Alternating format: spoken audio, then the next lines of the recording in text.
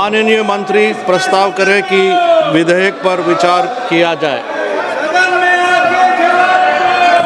Honorable Chairperson sir, with your permission, I move that the bill further to amend the Supreme Court number of judges Act 1956 be taken into consideration. Sir आपकी अनुमति है तो कुछ मैं बोलना चाहता हूँ। जी बिल्कुल बोल सकते हैं। सर आज इस महान सदन में आपकी अनुमति से न्यायपालिका से संबंधित एक महत्वपूर्ण विधेयक को चर्चा हेतु प्रस्तुत किया गया है। लोकतांत्रिक मूल्यों तथा न्याय परंपरा का सजीव प्रतिबिंब हमारा जीवंत संविधान, विधायिका, कार्यपालिका एवं न्यायपालिका, इन तीनों संवैधानिक स्तंभों के मध्य सहयोग, समन्वय व संतुलन की दिशा निर्धारित करते हुए विकसित भारत निर्माण की राह प्रशस्त कर रहा है। आज माननीय प्रधानमंत्री श्री नरेंद्र मोदी जी के दूरदर्शी नेतृत्व में Bharat reform, perform and transform के मंत्र को आत्मसात करते हुए सामान्य मानवीय के जीवन से जुड़े लगभग प्रत्येक क्षेत्र में व्यापक सकारात्मक एवं संरचनात्मक परिवर्तन का साक्षी बना है। आज प्रस्तुत यह विधेयक भी न्यायिक क्षेत्र में उसी सुधार श्रृंखला की एक महत्वपूर्ण कड़ी है जिसके माध्यम से समानुकूल आवश्यकताओं को ध्यान में रखते हुए सर्वोच्च न्यायालय में न्यायाधीशों की संख्या बढ़ाने का प्रावधान किया गया है। माननीय सभापति महोदय, संविधान के आर्टिकल 124A में सर्वोच्च न्यायालय की संरचना तथा न्यायाधीशों की संख्या के निर्धारण का प्रावधान किया गया है। संविधान लागू होने के समय माननीय सर्वोच्च न्यायालय में मुख्य न्यायाधीश सहित कुल 8 न्यायाधीश का प्रावधान किया गया था।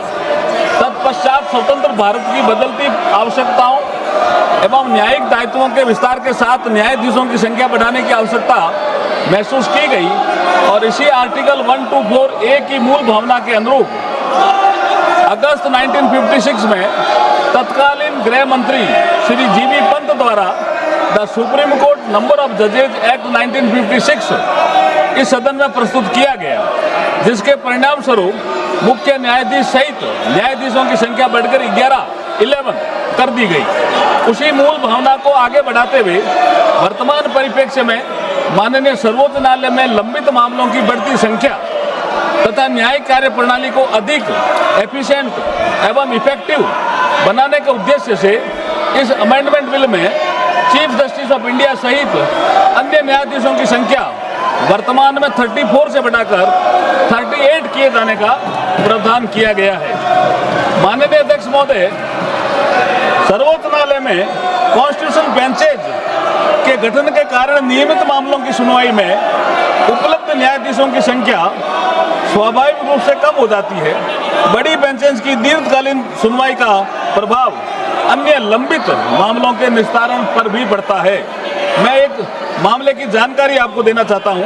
मई 2026 में सर्वोच्च न्यायालय में 9 न्यायाधीशों की 9 न्यायाधीशों की कॉन्स्टिट्यूशन बेंच द्वारा सबरीमाला प्रकरण की सुनवाई, क्वेश्चन ऑफ लॉ से संबंधित अनेक महत्वपूर्ण मामलों के समयबद्ध निस्तारण हेतु न्यायाधीशों की संख्या बढ़ाने की तत्काल आवश्यकता महसूस की गई। इसी आवश्यकता को ध्यान में रखते हुए संविधान के आर्टिकल 123 के अंतर्गत ऑर्डिनेंस लागू करके संबंधित प्रावधान प्रभावी किए गए, जिन्हें विधिक स्वरूप प्रदान करने के लिए विधेयक सदन के समक्ष प्रस्तुत किया गया है। यह कदम जुडिशियल कैपेसिटी को और अधिक सुदृढ़ करेगा, मामलों के शीघ्र एवं प्रभावी निस्तारण में सहायक सिद्ध होगा तथा नागरिकों को समयबद्ध न्याय उपलब्ध कराने की दिशा में एक महत्वपूर्ण माइलस्टोन स्थापित करेगा। इसी लिमिटेड पर्पज के साथ ये विधेयक सदन के समक्ष विचार हेतु प्रस्तुत किया गया है।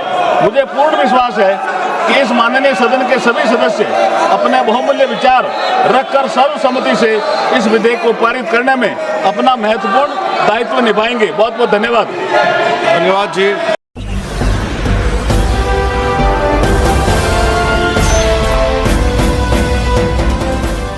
देख रहे हैं लाइव न्यूज 99 राष्ट्र सबसे पहले।